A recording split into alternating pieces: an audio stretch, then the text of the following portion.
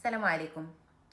عارفين داك السيد اللي كتحسيه كيعطيك كلشي بميزان ديال الذهب، بحال ليلى كل كلمه كل تصرف كل دقيقه معاه داخله في الميزانيه ديال الروح.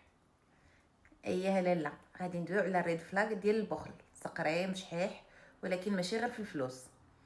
كاين البخل العاطفي يا لالا، ما عمره ما قال لك كلمه زوينه بلا مناسبه، ما كيعرفش يعبر لا في الحب لا في الدعم لا حتى هذيك كي دايره اليوم. كتحسي براسك كتعطي وهو كيمص في الطاقه ديال الصفر ديالك.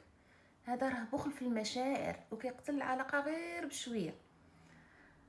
العلامه الثانيه، بخل في الاهتمام. كيجي يشوفك ولكن تليفونه فوق الطبله، كتكوني عيانه هو ما عنده حتى دقيقه يسول عليك. مناسباتك ما كيتفكرهمش، نجاحاتك ما كيشجعهمش، والهموم ديالك ماشي مشكل غادا دوزيها. هنا راه ماشي بخيل غير من الناحيه ديالك انتي، راه بخيل من ناحيه اي حاجه ما كتهموش هو مباشره. من بعد الريد فلاك ديال البخل في الوقت، ما عمرو فكر يخصص ليك وقت.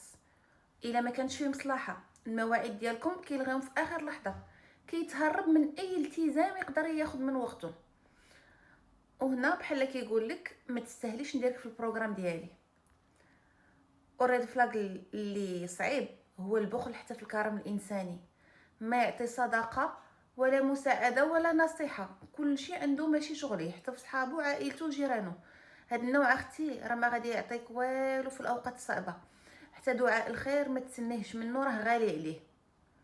البخل راه ماشي غير في الدراهم، راه في النيه، في العاطفه، في الكلمه، وحتى في الوقت. وعلاقه فيها البخل كتخلي المراه تعيش بحال القفه الخاويه كل نهار، واخا يكون ساكن معاك راه حاضر غايب بلا روح. الرسول عليه الصلاة والسلام قال: اتقوا الشح فإنه أهلك قوما قبلكم. فاش تشوفي راسك شي علاقة فيها البخل، ما تقنعيش راسك انه مسكين كيحشم ولا غادي يتبدل مع الوقت. راه اللي ما فيه كرم اليوم غادي يبقى الغد ليه دائما شاد يده.